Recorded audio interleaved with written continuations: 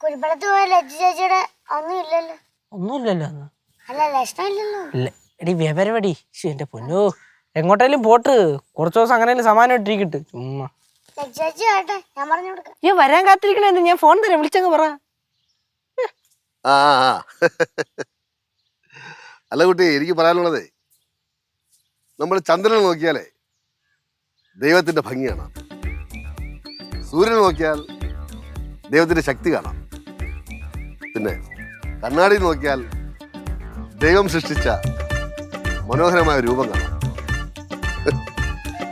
നമ്മൾ ജീവിക്കുന്നതേ പ്രതീക്ഷകളിലാണ്.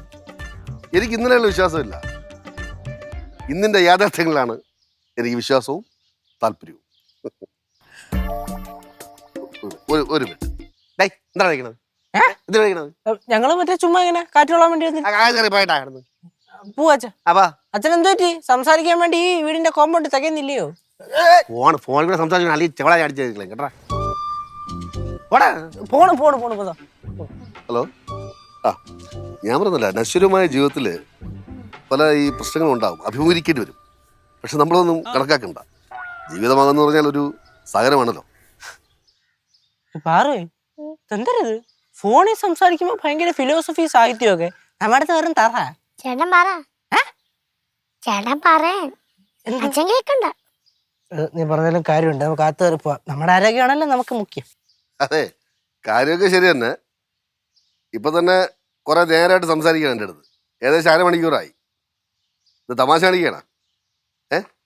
പേര് പറയാതെ. എനിക്ക് തമാശ ഒന്നും ഇഷ്ടമല്ല കേട്ടാ.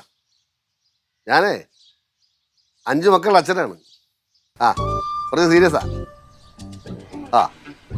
പേര് പറ.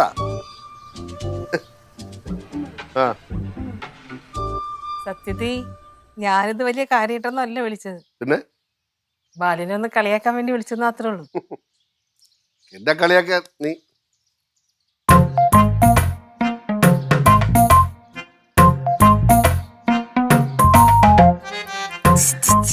കുട്ടമ്പിളറെ മോളെ, നീ എവിടെയാണ് വിളിച്ചത്? അല്ല, നിന്റെ സൗണ്ട് വ്യത്യാസം. അതൊരാപ്പാ. ആക്കട്ടാപ്പ്? അല്ല, ഈ ഫോണിലെ പുതിയൊരാപ്പാ. എന്തിന്? അതിങ്ങനെ നമുക്ക് ഒരാളെ ശബ്ദം മാറ്റി വിളിക്കണം. വർഷം ഇത്രയും നാളെ നീ എന്നോട് കഴിയണത് എന്ത്? നീ എന്നെ വിളിച്ച് കളിയാക്കണ? എന്റെ തോന്നൽ മനസ്സിലായിട്ടില്ലേ? നീ ആപ്പ് പോയിക്കുന്നത്? ഇത് ഞാൻ ആപ്പ് വെച്ചൊന്നുമല്ല. എനിക്ക് നിങ്ങളെ വിശ്വാസമാണ്, എനിക്ക് അങ്ങനെ നിങ്ങളെ സംശയമൊന്നുമില്ല. ഞാൻ ഒരു സംശയമുള്ള ഭാര്യയായിട്ട് തോന്നിയിട്ടുണ്ട് എപ്പോഴെങ്കിലും? ഇത് ഞാനല്ല, ഇത് ഓഫീസിൽ എല്ലാവരും ഈ ആപ്പ് വെച്ച് അവരുടെ ഭർത്താക്കന്മാരെയൊക്കെ പറ്റിച്ചായിരുന്നു. അപ്പോൾ സുഷ്മയൊക്കെ എന്നോട് പറഞ്ഞു ബാലുവിനെ അതേപോലെ ഞാൻ ചെയ്യാൻ പറഞ്ഞു. ഞാൻ പറഞ്ഞപ്പോ തന്നെ ഞാൻ അങ്ങനെയൊന്നും ചെയ്യുന്നില്ല, എനിക്ക് അങ്ങനെ സംശയമൊന്നുമില്ല, അങ്ങനത്തെ പരിപാടിക്കൊന്നും എനിക്ക് ഇഷ്ടമല്ല എന്ന് ഞാൻ പറഞ്ഞായിരുന്നു. അപ്പൊ പിന്നെ സുഷ്മയൊക്കെ പറഞ്ഞ് നിനക്ക് ബാലുവിനെ പേടിയാണ്, പേടിച്ചിട്ടാ ചെയ്യാത്തന്നൊക്കെ പറഞ്ഞു. പിന്നെ അങ്ങനെ അവര് ബെറ്റ് വെക്കാൻ പറഞ്ഞു. ബെറ്റ് വെച്ചു. ബെറ്റ് വെച്ചപ്പോ ഞാൻ ജയിച്ചില്ലേ. നിങ്ങൾ ഭയങ്കര മാന്യനായിട്ട് എൻ്റെ അടുത്ത് പറഞ്ഞില്ലേ അപ്പൊ തന്നെ, എനിക്ക് 5 കുട്ടികളുണ്ട്, എൻ്റെ അടുത്ത് വിഷം കെട്ടരുതും എന്നൊക്കെ പറഞ്ഞില്ല. അപ്പൊ ഞാൻ ജയിച്ചില്ലേ. ഒരു കടുക് മണിയുടെ വ്യത്യാസത്തില് നമ്മളെ കുടുംബം രക്ഷപ്പെട്ടു. എടി, ഇങ്ങനെ വിളിച്ചപ്പോ ഞാൻ അവളുമായിട്ട് വളരെ സ്നേഹത്തോടെ സംസാരിക്കുകയൊക്കെ ചെയ്തിരുന്നെങ്കിൽ എന്താവുമായിരുന്നു?